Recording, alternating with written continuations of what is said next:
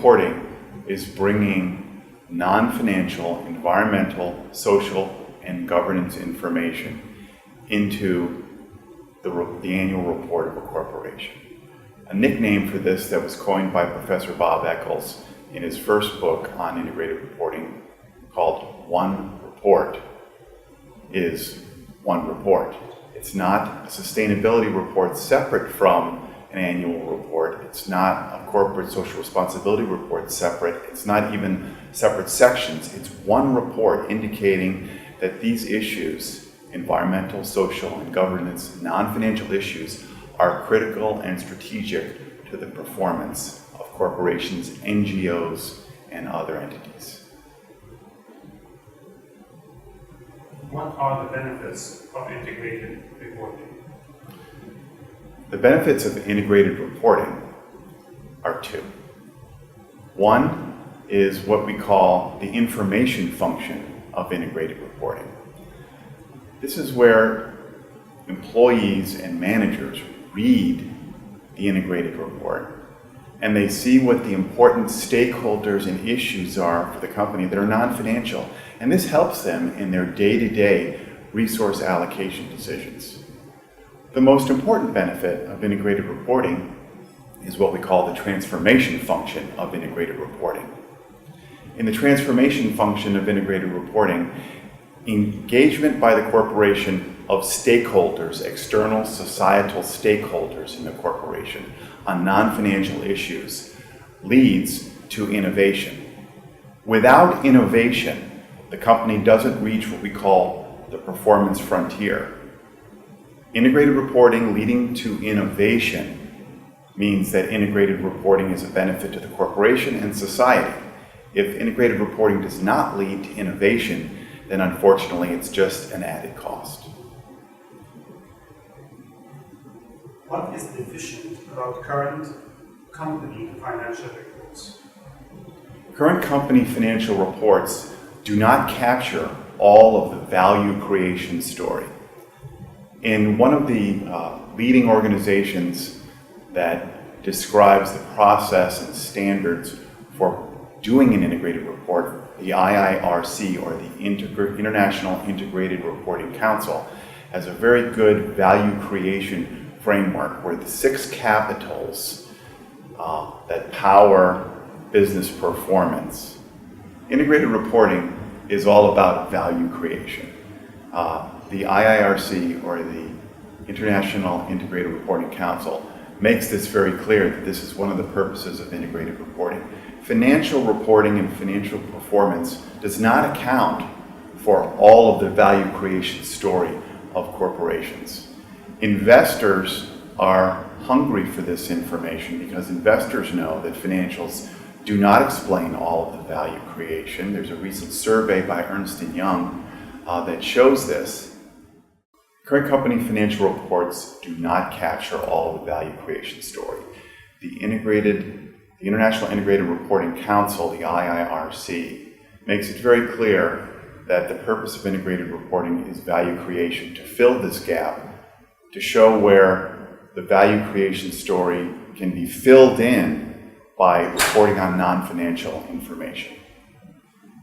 So investors are hungry for this. There's a recent survey by Ernst & Young that shows that investors are interested in getting non-financial integrated report information, but only if it is made clear by the company that this information is material to performance.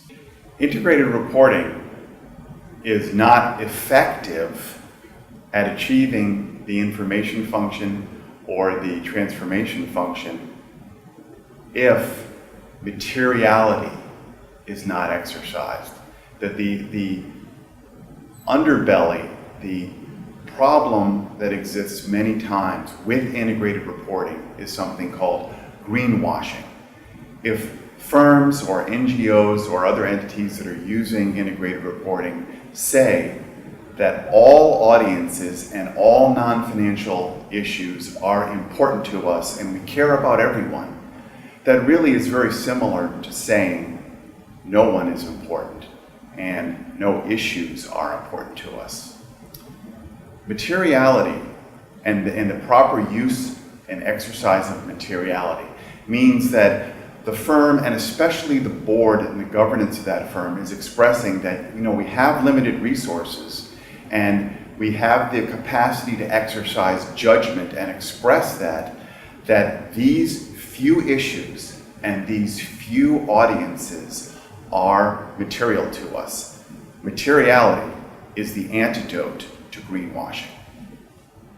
Integrated reporting can help build trust between the company and its stakeholders, definitely over the long term. Over the short term, the company itself has to be courageous, because in exercising materiality, in saying that not 43 issues are all material and important to this company, but maybe only 6 or 7 or 3 issues are important to the firm, material to the firm. In the short run, actually, there's going to be quite a few stakeholders that are not included on that list that are going to feel slighted.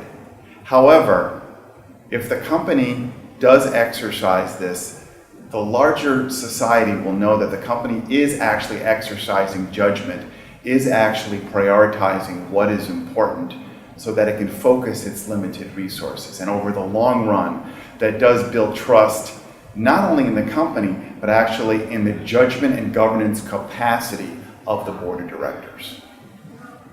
There's 4 steps that firms can take to adopt integrated reporting. The first starts at the top with the board to construct the statement of significant audiences and materiality. This is simply the board's putting together a forward-looking statement that says these 2, 3, or 4 audiences are most important and relevant to the performance of the firm in the coming year. The next step is that firms construct the sustainable value matrix. This is the next evolution in what has been formerly called the materiality matrix. In doing so, firms can look to 3 resources. 1, SASB, Sustainability Accounting Standards Board, and that gives great information on industry-specific non-financial issues and standards. 2, GRI, the Global Reporting Initiative, gives tremendous information on stakeholder-related issues. And 3 is CDP, formerly known as the Carbon Disclosure Project, but now is just called CDP, gives a wealth of information on environmental issues. The next step is to practice integrated reporting following the IIRC's, the International Integrated Reporting Council's framework. And in doing this means accounting for the 6 capitals.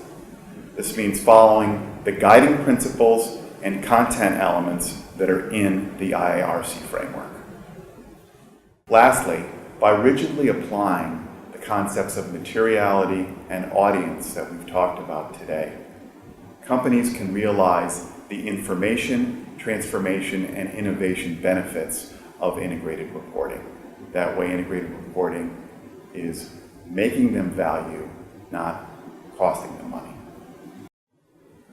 The things that I've talked about today, integrated reporting, focusing on mostly audience and materiality, come from 2 chapters in the upcoming book published by my collaborator at Harvard Business School, Bob Eccles, and his co-author, Michael Cruz. This book is called The Integrated Reporting Movement. It's coming out in November, and it contains a lot of up-to-date information on the latest thinking in integrated reporting.